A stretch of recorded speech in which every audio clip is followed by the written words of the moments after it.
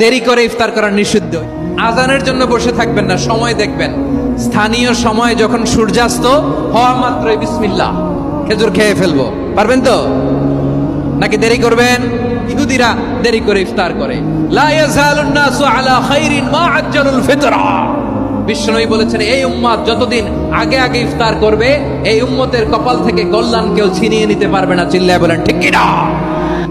আপনি তার half minute 1 minute আগে ইফতার করবেন, তাহলে তাড়াতাড়ি বহাল থাকলো।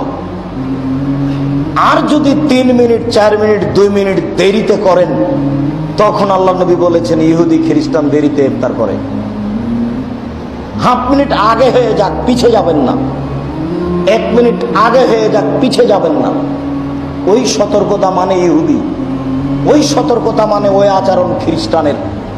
ইফতারের ব্যাপারে খুব সাবধান। বলেন লা ইয়াজালুন নাস, আমার উম্মত অতদিন পর্যন্ত কল্যাণে থাকবে মা আজ্জালুল ফিতরা, যতদিন তারা তাড়াতাড়ি ইফতার করবে।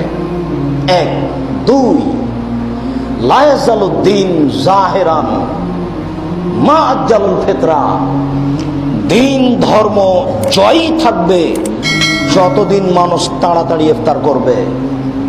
3 আহাব্বু ইবাদি মান আজ্জালুল ফিতরা, আমার সবচেয়ে প্রিয় মানুষ সেই যে তাড়াতাড়ি ইফতার করে।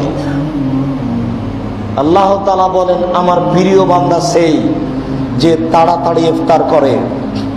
সাবধান, সবচেয়ে যেটা আগে বিজ্ঞাপন পোস্টার দেওয়া আছে এদেশে, আপনি তার হাফ মিনিট 1 মিনিট আগে ইফতার করবেন, তাহলে তাড়াতাড়ি বহাল থাকলো।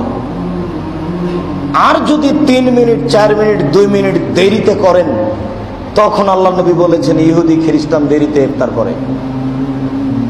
হাফ মিনিট আগে হয়ে যাক, পিছে যাবেন না।